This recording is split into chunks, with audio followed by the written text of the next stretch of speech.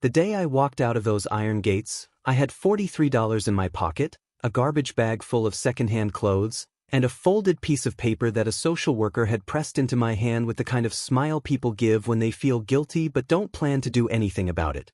I was 18 years old. The gate clicked shut behind me, and I stood on the cracked sidewalk of Millhaven Street, in a neighborhood that smelled like diesel and forgotten ambition, and I told myself I was finally free. I was wrong about what that word meant. Freedom, I would soon learn, is not the absence of a locked gate. It's having somewhere to go when the gate opens. And I had nowhere. No family. No savings. No plan beyond the next 48 hours. Just that folded piece of paper, which I hadn't fully read yet, because the social worker had handed it to me so casually that I assumed it contained nothing more significant than a pamphlet listing food banks and transitional housing programs. It was not a pamphlet, but I didn't know that yet. And even when I finally unfolded it 3 days later, cold, exhausted, sitting on a bus station bench in the rain, I almost threw it away. Almost. What was on that paper would take me to the lowest point of my life before it lifted me to something I could never have imagined. Something hidden underground, in the dark, that had been waiting for decades. Get ready, because the story of how a cave that everyone called worthless changed everything about who I am and who I was allowed to become is not the story you think it is. Not even close. If you've ever been told you have nothing, by a system, by a person who was supposed to protect you, by the quiet cruelty of being simply overlooked, then you already understand something about where this story begins. If you've ever felt the particular humiliation of watching other people get what you were promised while you were handed a consolation prize wrapped in institutional indifference, then you know the feeling that lived in my chest every single day of my first year on my own. And if you've ever been on the edge of giving up, not dramatically, not with a speech, but quietly, in the way a person stops hoping without quite deciding to, then stay with me. Because what happened next is exactly the reason I'm telling this story. My name is Elias Dunmore, and this is the true account of the worst and best year of my life. I grew up in Harwick House, a state-run group home outside of Cartwell County, in a part of the state where the trees outnumbered the people and the winters came early and stayed too long. Harwick House was not an evil place. It wasn't warm either.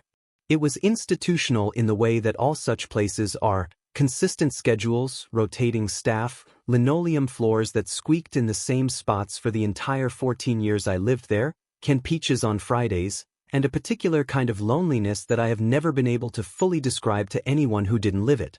I arrived at Harwick House at age 4, after my mother passed from a cardiac event and no one on either side of the family was able, or willing, to take me in. I would spend my entire childhood waiting for someone to change their mind. They never did. But I was not a bitter child. I want to make that clear because it matters later. I was not angry or closed off or difficult.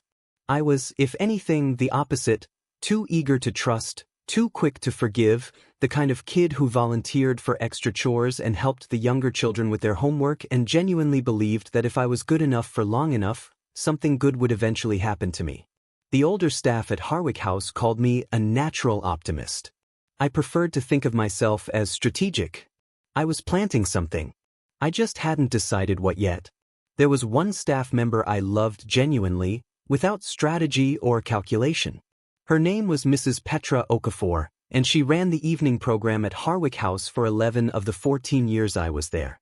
She was a broad-shouldered woman in her 60s who wore reading glasses on a beaded chain and always had a thermos of hibiscus tea at her desk. And she was the only adult in that building who ever looked at me like I was a complete person rather than a case file. Mrs. Okafor taught me to read properly, not the mechanics, which I'd learned in school, but the deeper act of reading. The act of entering a story so fully that it becomes yours. She gave me worn paperbacks from her own shelves. She corrected my grammar without embarrassing me. She told me, more than once, that language was the only inheritance no one could take away from you. I held on to that. What she never told me, and what I only discovered after everything fell apart, was that she had spent the last 3 years of her life trying to give me something more than language. But I'm getting ahead of myself. The other significant figure of my childhood was a man I knew only from a photograph. His name was Clement Dunmore, my grandfather on my father's side, whom I had never met. He had died the year before I was born, and from what little I was told, he had been a difficult man. A farmer and amateur geologist who lived alone on 40 acres in the Grey Rock Hills, 3 counties east of Cartwell, and who had apparently left the world as quietly as he'd moved through it, without ceremony and without heirs who cared enough to attend his funeral. My father, a man I knew even less about, who had walked out of my mother's life before I was born, was Clement Dunmore's only child. And when my father disappeared, whatever nominal connection I had to the Dunmore name and the Dunmore land became a bureaucratic mystery that nobody had any particular incentive to solve. Until, apparently, somebody did. I didn't know any of this on the day I walked out of Harwick House with $43 and a garbage bag. I was just trying to survive the next week. The transitional housing program had a 3-week waiting list. The cheapest room I found on Craigslist was $220 a week in a house in the Westgate district where the landlord communicated exclusively through text messages and the shared bathroom had a door that didn't fully close. I spent the first 2 nights in the bus station on Merchant Avenue. Not because I was completely without options, but because the options I had cost money I couldn't spend yet. I had $43 and it needed to last. The bus station at 2 in the morning is its own specific universe. The fluorescent lights flicker on a frequency that slowly makes you feel like you're disappearing. The plastic chairs are designed with small armrests positioned at intervals of precisely the right distance to prevent a person from lying down. I know this because I tried every configuration. You cannot lie down in a bus station. That is by design. Discomfort, I was learning, is often deliberate. I ate a gas station sandwich that first night. For $1.30. I ate slowly, the way you learn to eat when you're not sure when the next meal is coming. And that is when I finally unfolded the paper. I almost didn't recognize what I was reading. My mind, foggy from cold and exhaustion, kept skipping over the formal language and reaching for the practical information I expected. A phone number, an address, a list of services. But the paper kept not being that. It was a legal notice. Specifically, it was a notice of property transfer issued through the Grey Rock County Probate Court, stating that I, Elias James Dunmore, age 18, was the named beneficiary of the estate of Clement Archibald Dunmore, deceased, and was hereby entitled to take possession of the following property, 41 acres of rural land in Grey Rock County, including the registered parcel known locally as the Dunmore Hollow, and the geological formation thereon described in county records as a limestone cave system of undetermined depth. At the bottom, in the notes section, someone had written in pen, not typed, but handwritten, which felt important, a single sentence. The cave is considered to have no commercial value. Property is otherwise unimproved and may carry outstanding tax obligations. Seek legal counsel before accepting. I read that sentence 3 times. Then I folded the paper and put it back in my pocket. I sat in the bus station for another hour without moving, listening to the hum of the vending machines and the distant announcement of arrivals and departures, and I thought about the word worthless. I had heard that word used to describe me, in various forms, for most of my life. Not always loudly. Sometimes the loudest version is the quiet one, the empty chair at a school recital, the birthday card that never came, the file cabinet where your whole childhood is compressed into manila folders. Something planted in the dark, I thought. But then again, I had been planted in the dark too. And I was still here. I didn't know yet that the cave would save my life. I didn't know that what was inside it would rewrite the entire story of my family, my worth, and my future. I just knew it was mine, and that mine was more than I'd had yesterday. That was enough. For now. Getting to Grey Rock County took everything I had left. A bus to Cartwell was $17. A second bus to the junction at Route 9 was $9. From the junction, there was no public transit. Grey Rock Hills was not the kind of place buses went. It was the kind of place people left from, usually in their 20s, usually never to return. I hitched a ride from the junction with a man named Terrence who drove a rusted pickup filled with fencing supplies and who asked me exactly 3 questions. Where was I headed, did I know anyone there, and did I have a plan? I said yes, no, and sort of in that order. He dropped me at the top of a gravel road and pointed to a gap in the tree line about a 1/4 mile down the slope. "That's the Dunmore place," he said. "Hasn't had anyone in it for years. Might want to watch your step." I thanked him. He drove away. I stood at the top of the gravel road with a garbage bag over one shoulder, $7 in my pocket, and a legal notice that told me I owned something 41 acres wide that nobody wanted. The walk down the gravel road took about 12 minutes. It was mid-October, and the air had that particular cold clarity of early autumn in the hills, the kind of cold that feels clean when you're moving but bites hard the moment you stop. The trees on either side had gone orange and deep red, and the light through them was amber and thin and beautiful in a way that I couldn't fully appreciate because I was too busy calculating whether $7 would buy me enough food to survive until I figured out what to do next. The house was worse than I expected. It was a one-story farmhouse, maybe 800 square feet, built from pale gray stone with a tin roof that had rusted through in 2 places. The porch had partially collapsed on the left side. 3 of the 4 windows facing the front were intact. The 4th was covered with a piece of plywood that had been there long enough to turn the color of the stone around it.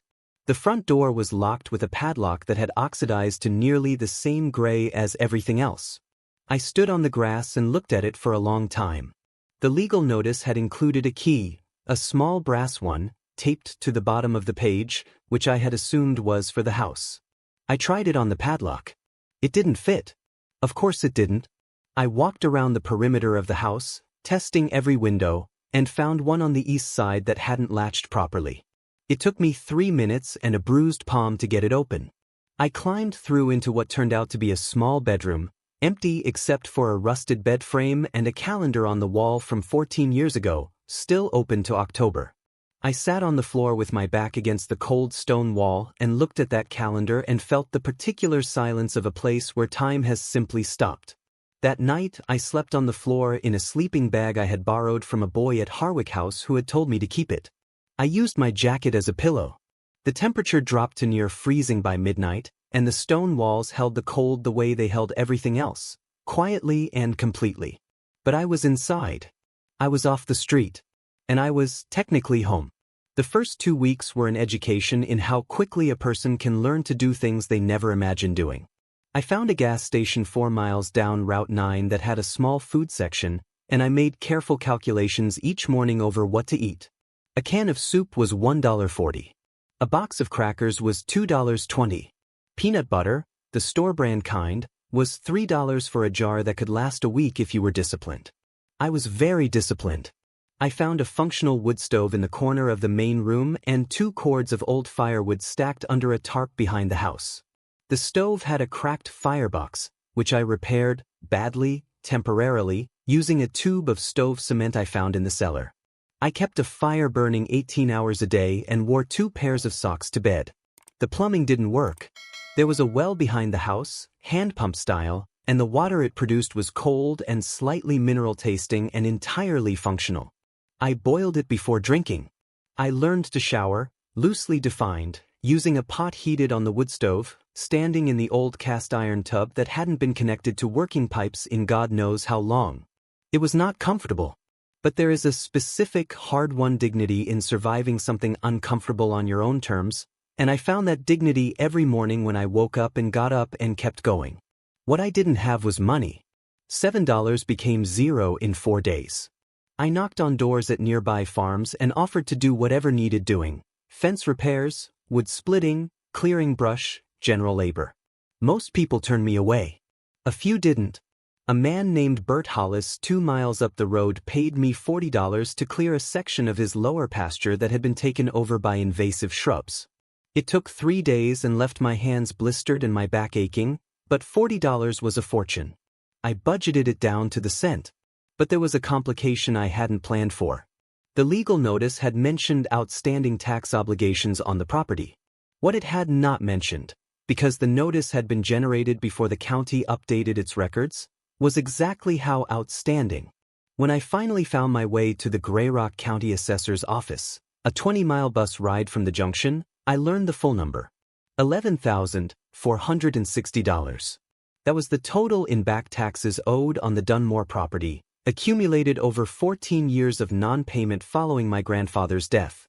I sat across the desk from a woman named Diane, who had the brisk but not unkind manner of someone who delivers bad news regularly and has learned to do it efficiently, and I asked her what happened if I couldn't pay. "The county can move to seize the property," she said, not unkindly. "It's been patient because there was no clear owner to notify. Now there is. You have 30 days from receipt of the formal notice to respond. After that, they'll set a timeline." "How long is the timeline?" "Typically 60 to 90 days before auction." I did the math. I had, at best, for months before I could lose the only thing I had been given.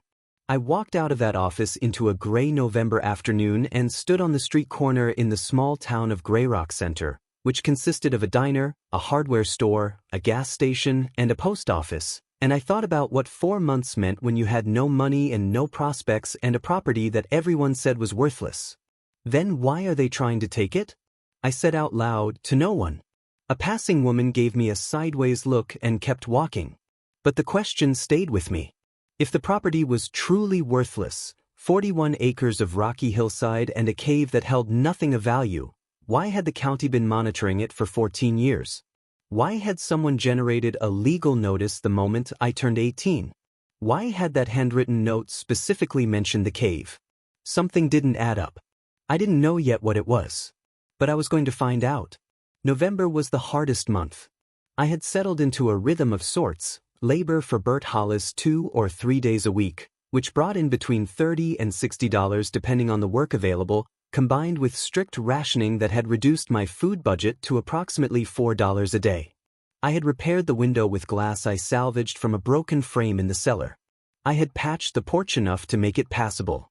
I had found in a box in the attic a collection of my grandfather's old tools, hand planes, chisels, a mallet, a brace and bit, that I cleaned and oiled and used to fix the interior doors that had swollen off their frames.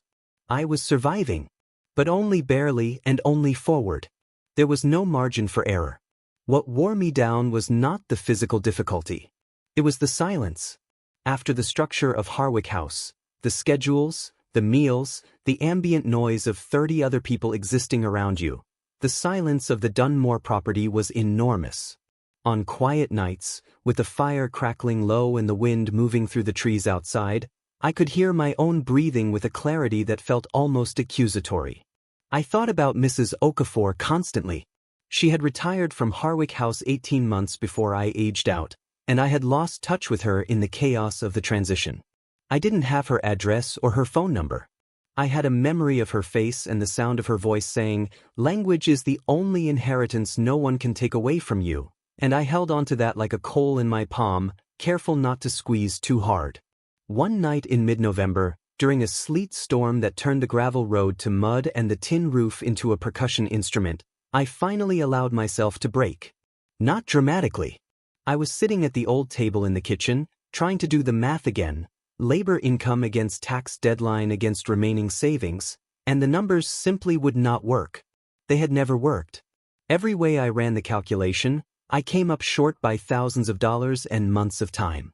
There was no version of this situation in which I reached $11,460 through day labor and strict rationing before the county set its auction timeline. There was no way out. I put my head down on the table and cried. It was the first time I had cried since leaving Harwick House, not because I was tough, but because I had been too busy surviving to stop. Now I stopped. And the grief that came out was not just about the property or the tax debt. It was 14 years of Friday canned peaches and rotating staff and armrests designed to prevent lying down and a calendar on the wall that nobody had changed in 14 years. It was the whole thing. All of it. At once. I cried for 20 minutes.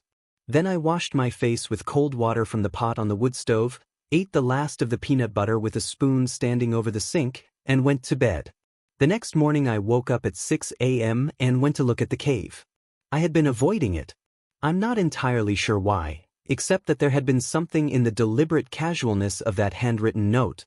The cave is considered to have no commercial value, that felt less like information and more like instruction. Like someone telling you not to look behind a curtain in a way that makes looking behind the curtain feel dangerous. The cave entrance was at the base of a limestone bluff on the northeast corner of the property, about a quarter mile through the woods from the house. I had walked past it once in October and noted its existence. A low opening in the gray rock face, maybe 5 feet high and 4 feet wide, partially obscured by a growth of wild blackberry that had gone dormant for winter. There was no signage, no barrier, no indication that anyone had been near it in years. The morning was gray and still, the sleet from the night before having crusted the dead leaves with a thin shell of ice that crunched under every step. I carried a flashlight from the cellar, an old incandescent one that ran on D batteries I'd found in a kitchen drawer, and I crouched down and pushed the blackberry aside and shone the light into the opening. The beam reached about 15 feet before losing definition. The floor was limestone, smooth and slightly damp. The walls curved inward and upward in a way that suggested the passage widened as it went. There was a smell, mineral, ancient, cool, that was not unpleasant. I told myself I was just going to look. I had no particular expectation. I was not hoping for treasure in the folkloric sense.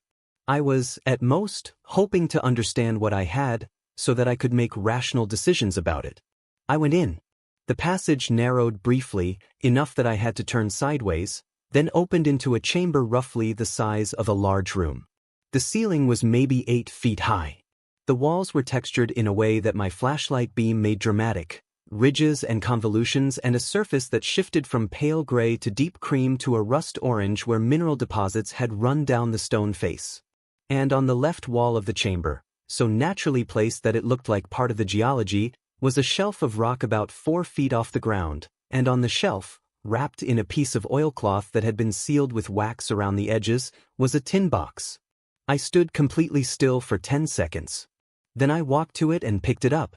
It was heavier than I expected. Maybe 3 pounds. The wax seal was intact.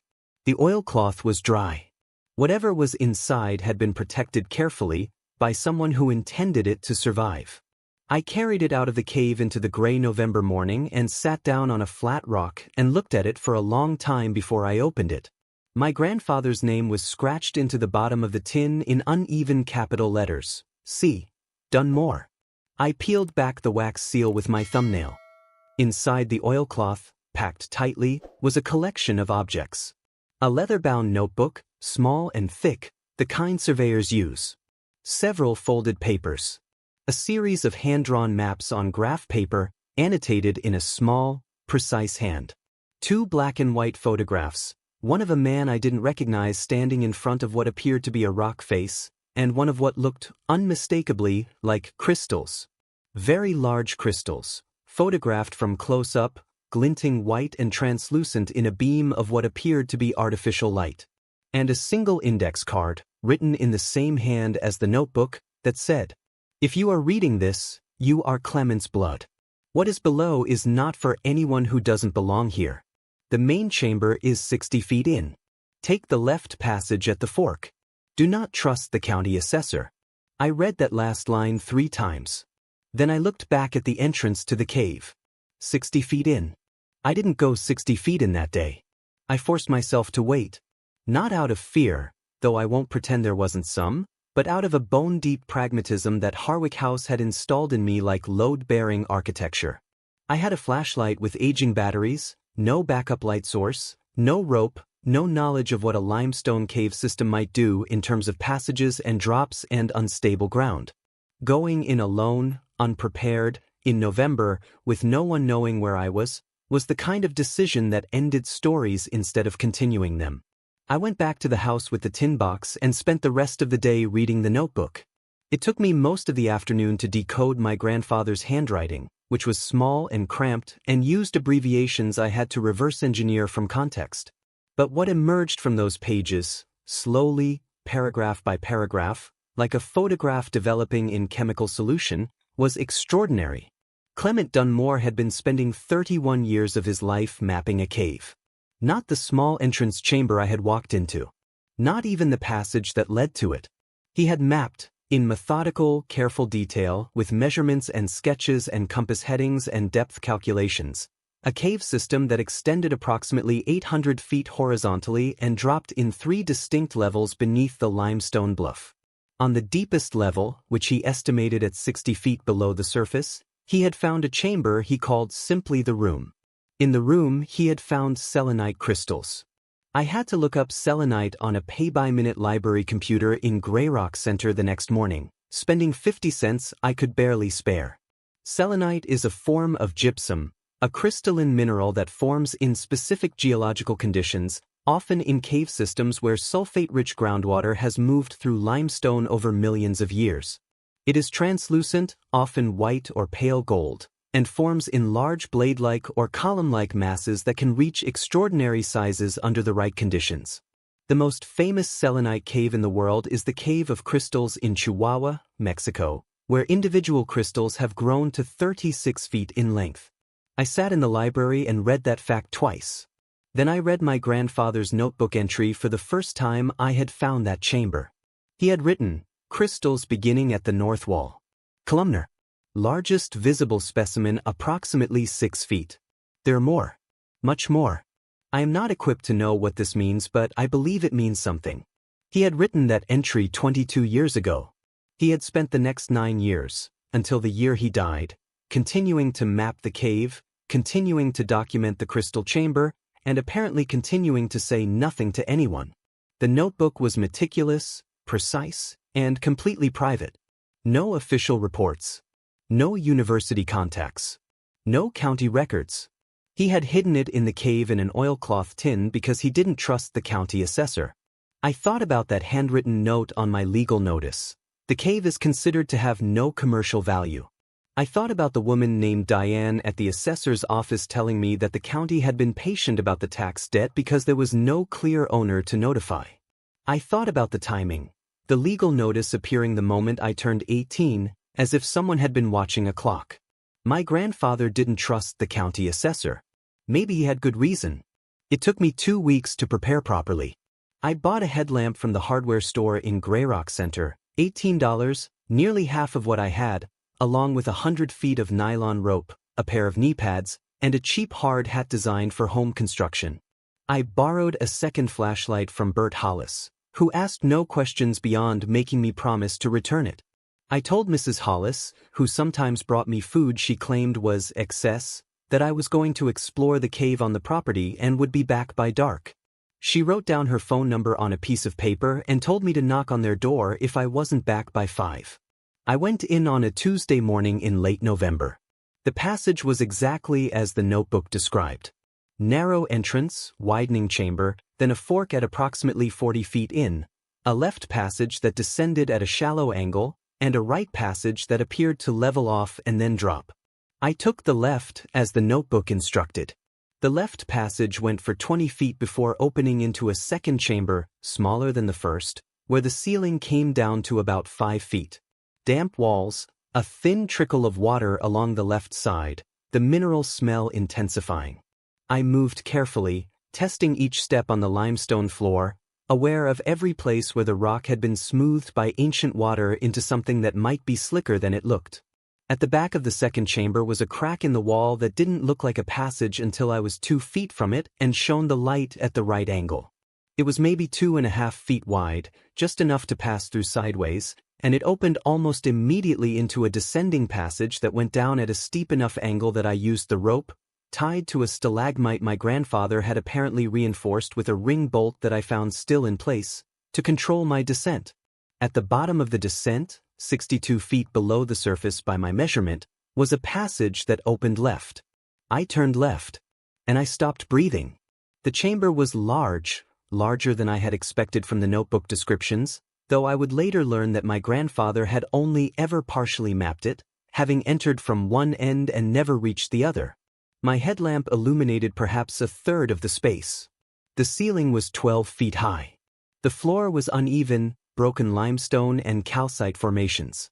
And on every surface, floor, ceiling, walls, rising from the ground in columns and blades, hanging from the ceiling in reverse spires, clustered in groups and scattered in solitary statements, were the crystals. They were white and translucent, with a soft inner luminescence that my headlamp transformed into something that looked almost alive. The largest ones rose from the floor in columns 6 feet tall and 8 inches across, their surfaces smooth and faceted, each face catching the light and scattering it back in a different direction so that everywhere I turned my head the chamber seemed to move. I stood there for perhaps 5 minutes without taking a single step forward. I'm not a religious person. I didn't grow up with religion. Harwick House was secular by policy, and whatever spiritual formation I have came from books and from the particular secular reverence that comes from being completely alone in the natural world. But standing in that chamber, 60 feet below the surface, in a space that had been formed over millions of years in total silence and total darkness, surrounded by crystals that had never been seen by anyone but one old man who had kept the secret until he died. I thought about being planted in the dark. I thought about growing without anyone watching. I took out my grandfather's notebook and I opened it to the last page he had written on, and I read the final entry, dated 9 years ago, for months before his death. I have decided to leave this as it is. Not from cowardice but from love. I have only one child and he has walked away from this and from me, and I grieve that. But I believe there is another possibility. I believe the land finds its owner in time. I am planting this knowledge here, in the dark, for whoever comes next. If they are done more blood, they will be patient enough to find it. If they find it, they will know what to do. I held the notebook with both hands and stood in the crystal chamber 60 feet underground and thought about a man I had never met who had loved a son who had walked away, and who had, in the absence of any other option, aimed his love forward into the future and trusted it to find its target. It found me. 14 years later, in October, on a cracked sidewalk with $43 in my pocket. Something planted in the dark. The next morning I started making calls. I didn't know exactly what I had. I knew it was significant, the photographs, the notebook, the crystals themselves, but I was acutely aware that my knowing something was significant and that something actually being significant in a way that translated into legal protection and financial value were two very different things. I had seen enough of how systems work to know that what you have and what you can prove you have are separated by a gap that institutions are very comfortable widening. So I did not go to the county. I did not go to the assessor's office. I did not tell anyone in Grey Rock what I had found. Instead, I went to the library and I spent 3 days researching. I found the name of a geology professor at the State University 3 hours away who had published papers on cave mineralogy. I found the names of 2 mineral rights attorneys, one in the state capital and one in a mid-sized city about 2 hours from Grey Rock Center. I found a geological survey organization that did independent cave assessments. And I found something else. In the archived county records, accessible through a state transparency database, I found an application filed 11 years ago, 3 years before my grandfather's death, by a company called Harstock Mineral Holdings LLC, requesting a geological survey permit for a parcel in Grey Rock County that matched the coordinates of my grandfather's property. The application had been denied.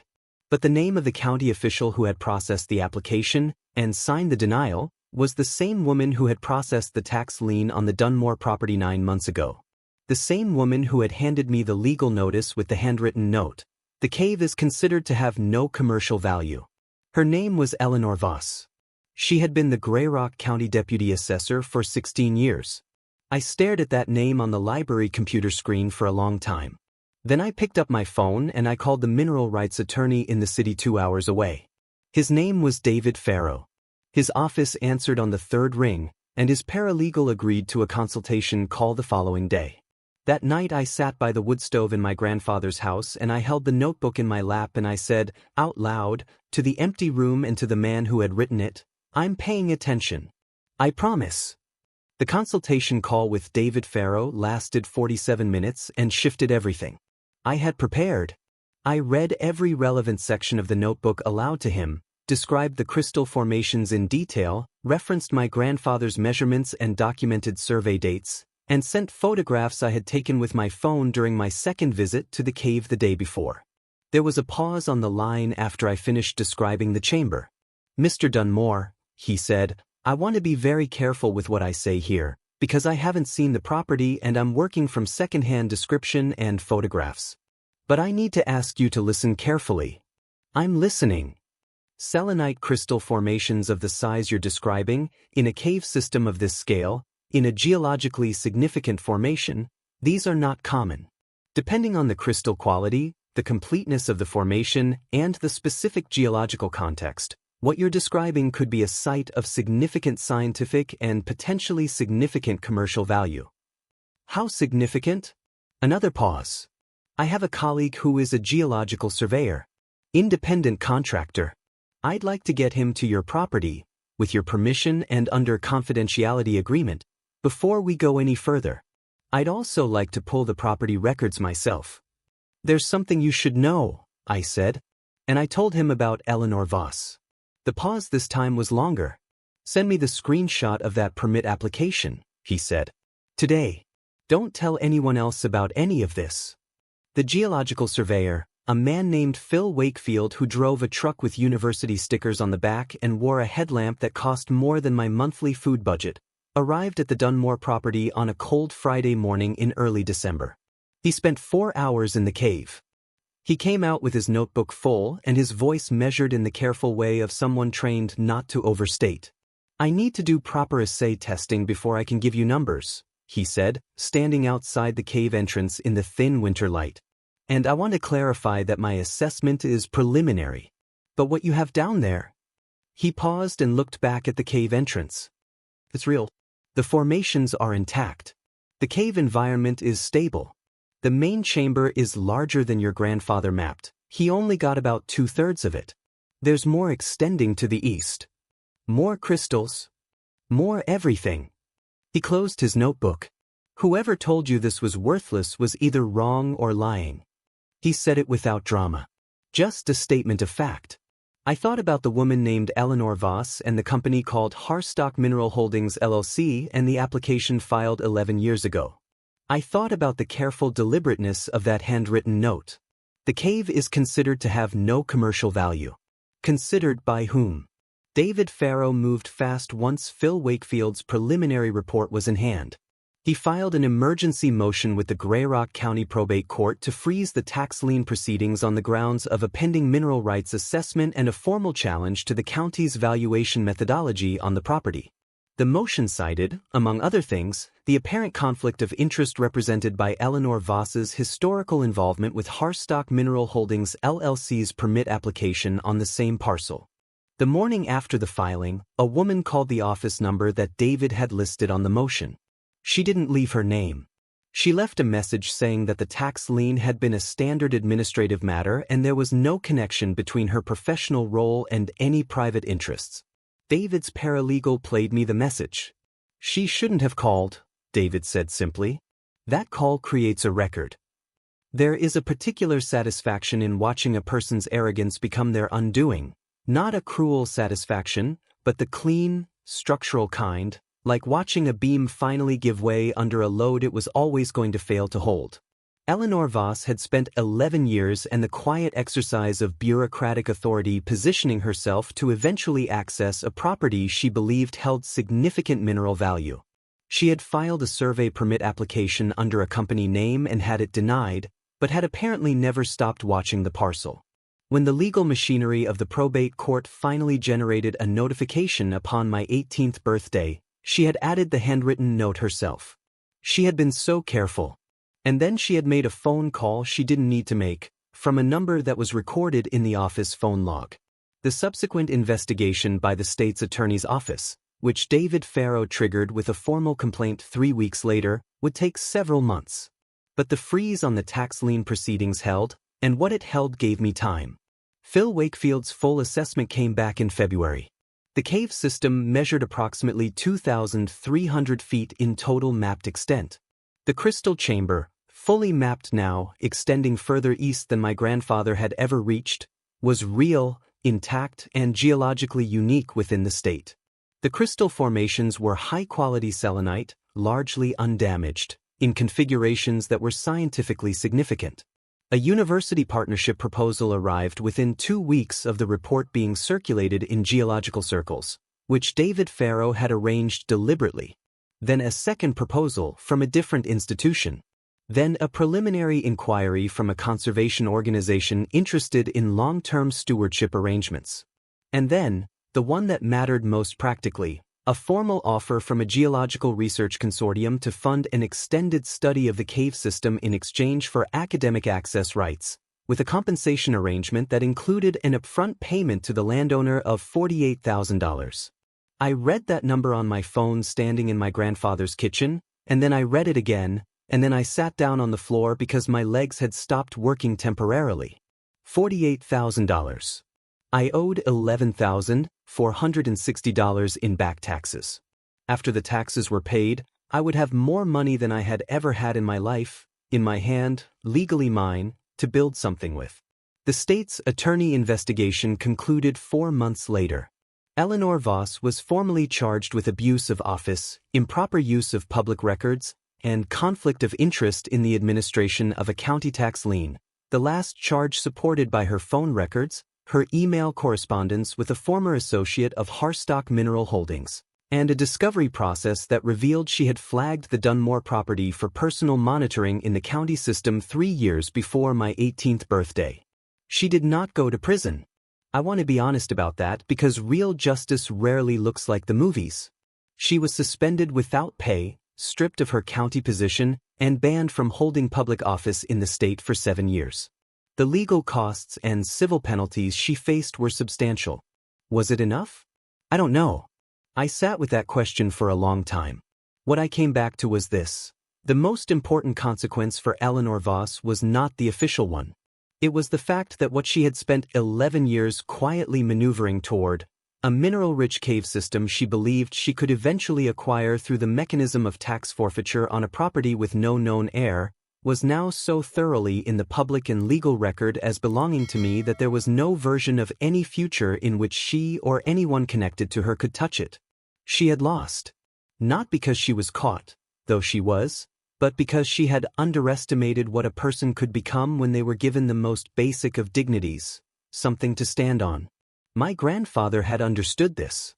He had not been a warm man, by most accounts. He had been difficult, solitary, stubborn in the particular way of people who have been let down by others so many times that they've stopped expecting better. He had failed his son in ways I'll never fully understand. He had grown old alone on 41 acres in the Grey Rock Hills and died without anyone to receive what he had built. But he had done one thing right. He had believed that his blood would find its way back to this land eventually, and he had left the knowledge of what this land held in a place where only someone with patience and necessity and the specific combination of desperation and hope that I had carried out of Harwick House on a cold October morning would think to look. He had planted it in the dark. And it had grown. I used the tax payment to clear the county lien the week the funds from the research consortium arrived. I sat in David Farrow's office and signed the paperwork and watched the number go from $11,460 to zero, and I felt the specific lightness of a debt eliminated, not just financial, but something older and heavier, the debt of being treated as worthless, as temporary, as a case file in a cabinet. That number was zero now, too. The house took most of the remaining first payment to make livable in a real sense. I hired a local contractor named Owen Marsh who had grown up in Grey Rock County and knew the old stone farmhouses the way a doctor knows a body, which systems to trust and which ones needed replacing entirely. We repaired the roof. We replaced the plumbing. We rebuilt the porch. I kept the original stone walls and the wood stove, which I had repaired properly, and the old cast iron tub, which I had reconnected to actual running water for the first time in over a decade. I kept the calendar on the wall of the small bedroom. Still open to October. I left it there on purpose. I found Mrs. Petra Okafor in March, through a combination of social media and a letter I sent to the last known address I had from Harwick House records. She called me the Tuesday after the letter arrived at 8 in the morning, and I could hear in her voice the particular quality of someone working hard not to cry. "I looked for you," she said. "After I retired. I knew you were aging out and I was worried. I didn't have the right channels anymore." "I know," I said. "I found you instead." I drove to her house in early April, a 3-hour drive through a landscape going green again, the hills soft with new growth, and we sat in her kitchen and drank hibiscus tea from her thermos and I told her everything. She listened the way she had always listened, completely and without interruption, and when I finished she was quiet for a moment and then she said, "He was right, you know. Your grandfather. Language is one inheritance. But there are others." She had known about the property. I discovered this that afternoon when she showed me the letters she had written over 3 years before her retirement to the Grayrock County Probate Court, to the State Child Welfare Office, and to 2 different legal aid organizations, attempting to ensure that the estate transfer notification would reach me when I turned 18 rather than being lost in administrative process. She had been the reason the legal notice had been generated at all. The reason a social worker had pressed a folded piece of paper into my hand on the day I walked out the gate. "I couldn't do more than that," she said. "I didn't know what was in the cave. I just knew the land was yours by right and I didn't want it to disappear." She didn't know what she was giving me. She thought it was a consolation prize. Neither of us had known what was planted there. I am telling you this story from the kitchen table of the Dunmore farmhouse, on a morning in early June, when the hills outside the window are the particular green that only exists for about 3 weeks in late spring before the summer dulls it. The coffee is hot. The porch is solid. The well water still tastes faintly of minerals, and I have come to love that taste the way you love things that are honest about what they are. The research consortium is in its 2nd year of study. The cave is not open to the public and will not be. It is scientifically sensitive and the crystal formations are fragile in specific ways that make tourist access inadvisable and probably permanently impractical. This is fine with me. Some things do not need to be shared to be valuable. Some things become more themselves by remaining in the dark. I have been approached about selling. Multiple times, by multiple parties, at numbers that would have seemed incomprehensible to the person sitting in a bus station on Merchant Avenue with a gas station sandwich and a folded piece of paper. I have declined them all. The land is mine. What is in the land is mine. And mine, I now understand, is not only a declaration of ownership. It is a declaration of identity, of origin, of the specific and non-transferable fact of having been here, of having survived here, of having found something in the dark that proved the dark was not empty. I think about the $43 often. Not with bitterness. I made my peace with where I started a long time ago, but with a kind of careful gratitude for the specificity of it. Not $40. Not $50. $43. The exact right amount to buy a bus ticket to a junction and a second bus ticket to a county I had never visited and still have enough left for a can of soup and a box of crackers and a jar of store-brand peanut butter. The exact right amount to get me here.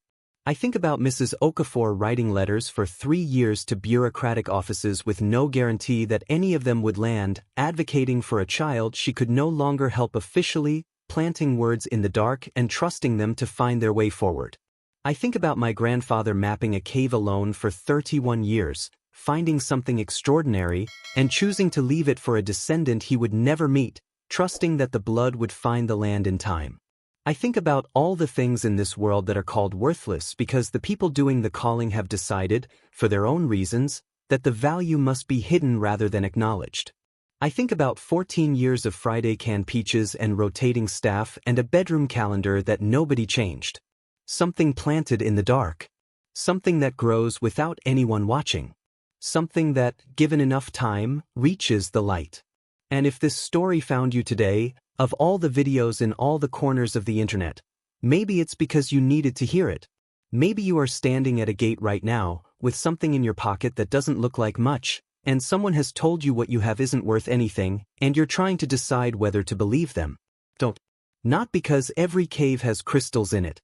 Most of them don't. But because the person doing the telling always has a reason, and that reason is almost never about your benefit.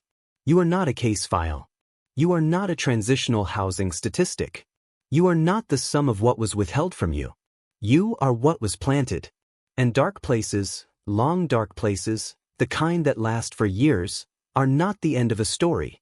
They are where the growing happens, when no one is watching, when the light hasn't arrived yet, when the only thing keeping you going is the stubborn biological insistence of a thing that was always meant to reach upward.